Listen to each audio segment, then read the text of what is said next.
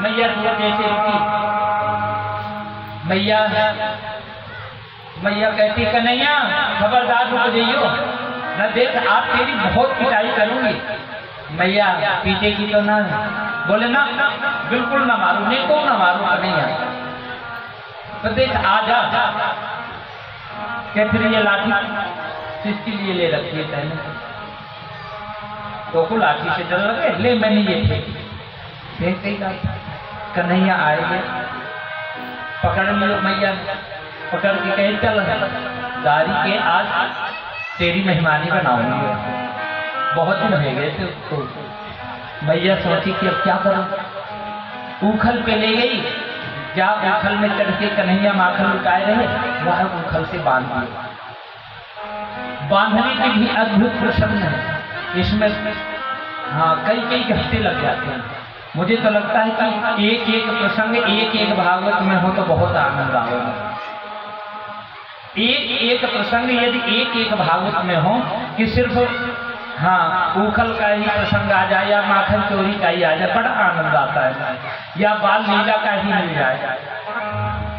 भगवान की अनेक लीलाएं, और जितनी लीलाएं सुनोगे एक से बढ़कर के एक है।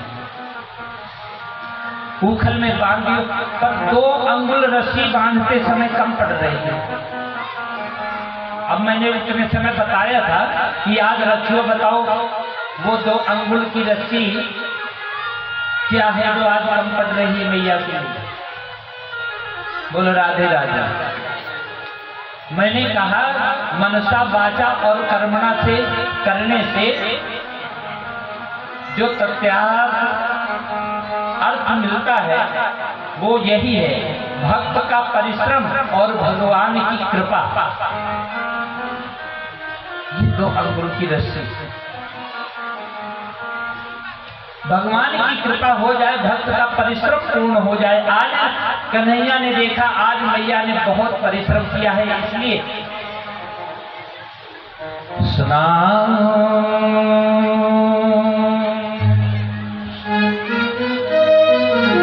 इस प्रकार से मैया यानी कर किम स्वप्न, इस प्रकार से आज मैया ने किम स्वप्न एतद् देव माया, मैया ने इस प्रकार से आज भगवत भक्ति माँ की कन्हैया ने स्वीकार किया और स्वयं बंध गए। मैया तो काम में लग गई, मैया तो काम में लग गई। अब कन्हैया ने क्या क्या कहा कियो भैया,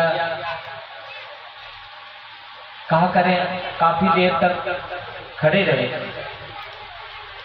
एकदम झटका मारो तो महाराज उखड़ उखड़ के उनके पीछे पीछे चलने लगे। अब कहा करें, जैसे जैसे पहले तो दरवाजे से न निकल पाए, पर चलो दरवाजे से भी निकल गए, तो अभी आपको कहा करें, तो जैसे घर के बाहर गए तो यमलार्जुन नाम के 2 वृक्ष थे, उनके दोनों ऐसे बराबर से जमे हुए थे। कन्हैया दोनों के बीच से निकल पड़े, और जैसे बीच से निकले तो महाराज वो दोनों वृक्ष टूट करके सुंदर 2 राजकुमार खड़े हो गए। बोलो भक्तवत्सल भगवान की। परीक्षित की चौके महाराज ये वृक्ष से और राजकुमार कैसे प्रकट हुए?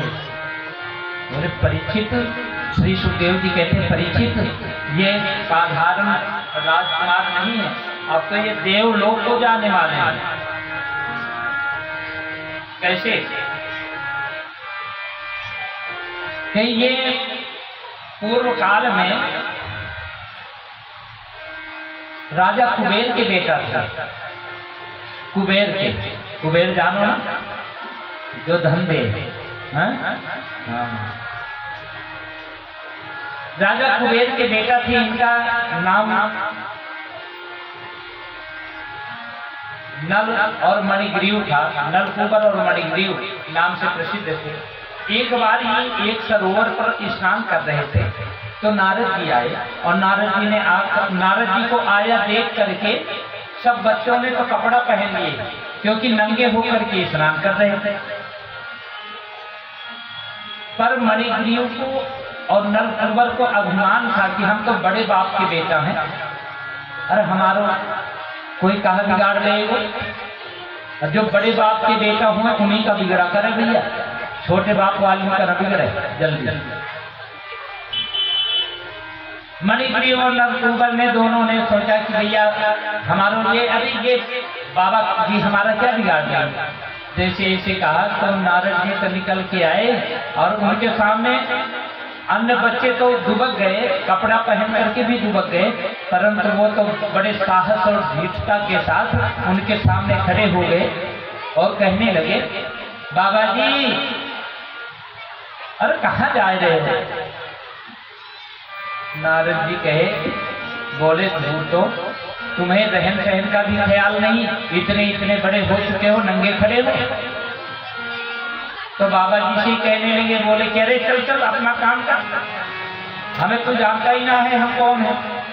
बाबा जी ने कहा मैं जानूं या न जानूं, पर मैं तुम्हें कह रहा हूं कि जाओ तुम जड़ता की तरह खड़े हो ना, इसी तरह से तुम जड़ ही हो जाओ। तो महाराज उनके श्राप के कारण, जैसे उन्हें श्राप मिला दोनों ने नमस्कार किया, बोले महाराज उद्धार का कारण क्या होगा। तो उन्होंने बताया था कि जब द्वापर में भगवान श्री कृष्ण का अवतार होगा तो वो तुम्हारा उद्धार करेंगे। दोनों हाथ जोड़ करके सुंदर पीताम्बर धारण किए हुए स्तुति किए भगवान की, और स्तुति करके ये स्तुति को प्रत्यक्ष रूप से देखा नंद बाबा जी ने। और जैसे वो अंतर ध्यान भये ना, नंद बाबा पहुंचे, बोले लाला कहाँ भयो, तो को किन्ने बांध दियो।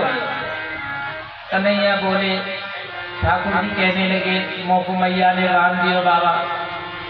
नंद बाबा खोले और जाकर के मैया को समझावे लगे। अनेक लीलाएं हुई, परंतु अब नंद बाबा कहने लगे भैया अब हम या गोकुल में नहीं रहेंगे, अब हम अन्यत्र कहीं चलेंगे। कहाँ जाएंगे?